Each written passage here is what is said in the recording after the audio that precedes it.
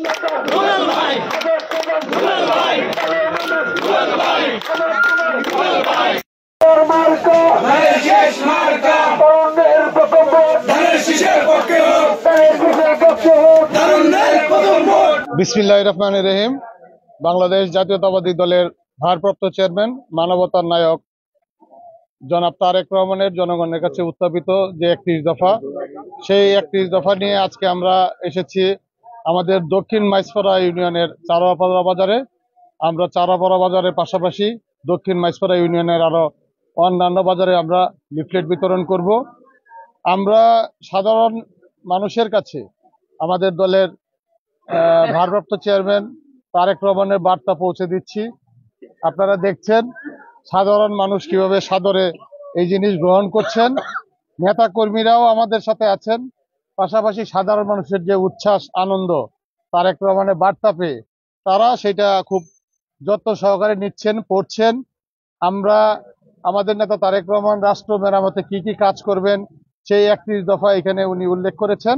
পাশাপাশি আগামী ফেব্রুয়ারি মাসে যে নির্বাচন, সেই নির্বাচনকে নিয়ে আমাদের এই হালুয়াঘাট ধুবড়ার মানুষ, পাশাপাশি সারা বাংলাদেশের মানুষের মধ্যে ব্যাপক আগ্রহ উৎসাহ বিরাজ করছে।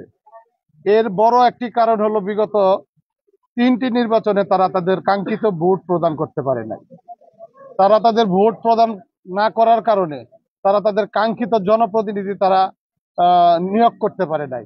আমরা এই ধুবড়ার দক্ষিণ মাইজপাড়া একবারে আমাদের পাহাড়ের পাদদেশে সীমান্তবর্তী আমাদের এই দক্ষিণ মাইজপাড়া ইউনিয়ন, এখানের মানুষ খুব সহজ সরল, খুব সাধারণ মানুষ। তাদের চাহিদা খুব একটা বেশি নাই। যেদিকে যায় রাস্তাঘাট ভাঙা, বিদ্যুৎ তো একবার গেলে বিদ্যুৎ আর সারাদিনে আসার কোনো খবর থাকে না। মানুষ সেচের সময় তাদের অসুবিধা হয়, বাচ্চাদের পড়ালেখার অসুবিধা হয়, প্রতিনিয়তই বিদ্যুতের সমস্যা এলাকার মানুষ ভুগছে। সাধারণ মানুষ তারা খুব সামান্য চাহিদা, তারা স্বাভাবিক জীবনযাপন করতে চায়, তারা নির্বাচনকে নিয়ে অনেক আগ্রহ প্রকাশ করছে। সাধারণ মানুষ তারা নির্বাচনকে একটা আনন্দ মনে করে, একটা উৎসব মনে করে। তারা 5 বছর পর পর তাদের কাঙ্ক্ষিত ভোট প্রয়োগ করবে। কিন্তু বিগত সময়গুলো দেখা গেছে 14 সালে বিনা ভোটে নির্বাচন হয়েছে, 18 সালে নিশিরাতে নির্বাচন হয়েছে, 24 সালে আমিডামি নির্বাচন হয়েছে।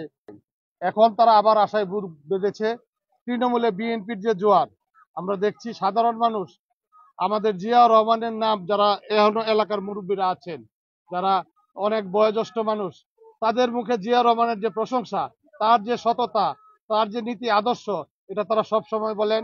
খালেদা জিয়ার যে আপোষহীন চরিত্র, সে বাংলাদেশের মানুষের জন্য, সে এই দেশের মানুষের জন্য নিজের সন্তানের কাছে যান নাই। বিগত স্বৈরাচারী আওয়ামী লীগ সরকারের সাথে আপোষ করেন নাই। দিনের পর দিন মিথ্যা মামলায় জেল কেটেছেন, তিনি গৃহবন্দী থেকেছেন। পাশাপাশি আমাদের দলের যিনি ভারপ্রাপ্ত চেয়ারম্যান, মানবতার নায়ক জনাব তারেক রহমান, যিনি প্রতিনিয়তই বাংলাদেশের মানুষের জন্য কাজ করে যাচ্ছে। দিনের পর দিন সে এই সুদূর প্রবাসে থেকে তৃণমূলে কিভাবে সুসংগঠিত করা যাবে, মানুষের তৃণমূলের আমাদের নেতাকর্মী যারা বিভিন্ন সমস্যায় জর্জরিত, মামলা হামলার শিকার হয়েছেন, তাদেরকে কিভাবে এইসব জায়গা থেকে উদ্ধার করবে, সেই কাজ প্রতিনিয়ত আমাদের ভারপ্রাপ্ত চেয়ারম্যান করে যাচ্ছেন। আমরা তারেক রহমানের যে বার্তা মানুষের কাছে পৌঁছাচ্ছি, মানুষ তারা আস্থায় নেয়, তারা বিশ্বাস করে যে উনি শহীদ রাষ্ট্রপতি জিয়াউর রহমানের সন্তান, উনি খালেদা জিয়ার সন্তান, উনি বাংলাদেশের মানুষের জন্য যে অঙ্গীকার করবেন, সেই অঙ্গীকার উনি মৃত্যুর আগ পর্যন্ত পালন করবেন। সাধারণ মানুষ ধানের শীষে ভোট দেওয়ার জন্য উন্মুখ হয়ে আছে। তৃণমূলে বিএনপির যে জোয়ার, বিএনপির গণজোয়ার উঠেছে তৃণমূলে। আমরা আগামী ফেব্রুয়ারি যে নির্বাচন, আমরা আশা করছি অচিরে আমাদের ভারপ্রাপ্ত চেয়ারম্যান তারেক রহমান বাংলাদেশে ফিরে আসবেন। তার নেতৃত্বেই আমরা ত্রয়োদশ নির্বাচনে অংশগ্রহণ করব।